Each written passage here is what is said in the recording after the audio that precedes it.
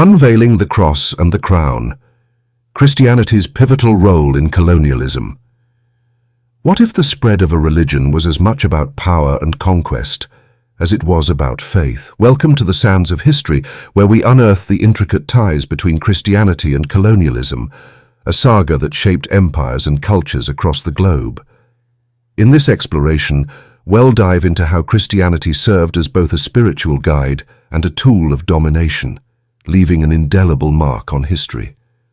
Don't forget to like, share, and subscribe to join us on this journey through time, and check the description for links to help us financially as we continue to uncover the past. The dawn of Christianity and colonial ambitions. Christianity, born in the 1st century in the Roman province of Judea, spread rapidly across Europe, becoming the dominant religion by the 4th century under Emperor Constantine. By the time the age of exploration began in the 15th century, Christianity was deeply entrenched in European societies, shaping their worldview, politics, and ambitions. The Catholic Church in particular wielded immense power, influencing monarchs and mobilizing resources for ventures abroad. As European powers like Spain, Portugal, France, and England set sail to discover new lands, Christianity became a driving force behind their colonial pursuits. The Church provided moral justification for conquest, framing it as a divine mission to spread the gospel to heathen lands. This fusion of faith and imperialism laid the groundwork for centuries of colonization, where the cross often preceded the crown. The theological justification: salvation or subjugation. The concept of the civilizing mission was central to Christianity's role in colonialism. European powers believed they had a divine mandate to convert non-Christians, whom they often viewed as savages or pagans. The 1493 papal bull Inter Caetera, issued by Pope Alexander VI, granted Spain and Portugal the right to colonize and convert indigenous peoples in the Americas and Africa. This doctrine, rooted in the Church's authority, gave colonizers a moral veneer for their actions, cloaking exploitation in the guise of salvation. Missionaries were often the first Europeans to arrive in new territories, establishing contact with indigenous populations. They learned local languages, translated scriptures, and built churches, schools, and hospitals. While these efforts sometimes provided education and healthcare, they also disrupted indigenous cultures, imposing European values and eroding traditional practices. For example, in the Americas, Spanish missionaries like the Franciscans and Jesuits worked to convert Native Americans, often forcibly, while destroying sacred sites and banning rituals deemed pagan. In Africa, missionaries played a dual role. They preached salvation, but also paved the way for colonial governance by mapping territories, gathering intelligence, and weakening local resistance. The Berlin Conference of 1884 to 1885, which formalized the scramble for Africa, was underpinned by the notion that Christianizing the continent would civilize it, aligning spiritual goals with colonial exploitation. Christianity as a tool of control. Christianity wasn't just a spiritual force, it was a mechanism of control.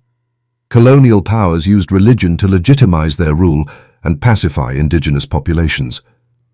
In the Spanish colonies, the encomienda system granted settlers land and labor in exchange for Christianizing the natives. This often led to brutal exploitation, as conversion became a pretext for enslavement and resource extraction. In the British Empire, Christianity reinforced hierarchies. In India, for instance, missionaries targeted lower castes, offering education and social mobility in exchange for conversion. While this provided some opportunities, it also created divisions within communities, weakening resistance to British rule. Similarly, in Australia, missions aimed to civilize Aboriginal peoples, often separating children from their families in what became known as the Stolen Generations, a policy justified by Christian notions of salvation. The Church also played a role in justifying slavery. In the Americas, Catholic and Protestant clergy cited biblical passages to defend the enslavement of Africans, arguing that it was part of God's plan to bring them to Christianity. The transatlantic slave trade saw millions forcibly converted. their African spiritual practices suppressed in favor of a Christianity that upheld the colonial order. Cultural erasure and resistance. The imposition of Christianity often meant the erasure of indigenous cultures. In Mesoamerica, the Spanish destroyed Aztec and Maya codices, replacing them with Christian texts. In Africa, traditional religions were demonized, and converts were pressured to abandon ancestral practices. This cultural destruction was not merely a byproduct of colonialism, but a deliberate strategy to consolidate power. However, indigenous peoples were not passive recipients of Christianity. Many resisted, either by rejecting conversion outright or by blending Christian practices with their own traditions, creating syncretic religions. In Latin America, for example, Catholicism merged with indigenous beliefs, resulting in practices like the veneration of the Virgin of Guadalupe, which combined Catholic iconography with Aztec reverence for the divine feminine.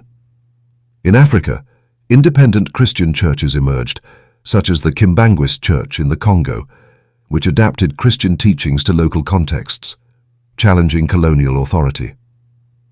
Economic dimensions. The Church, as a colonial enterprise, the Church itself was a major economic player in colonialism. In the Americas, Catholic orders like the Jesuits amassed vast wealth through land ownership, agriculture, and mining. Their missions, while ostensibly spiritual, functioned as economic hubs, producing goods for export and integrating indigenous labor into colonial economies. In the Philippines, the Spanish Church controlled large estates, or haciendas, which generated revenue while enforcing Christian conformity. Protestant churches also profited.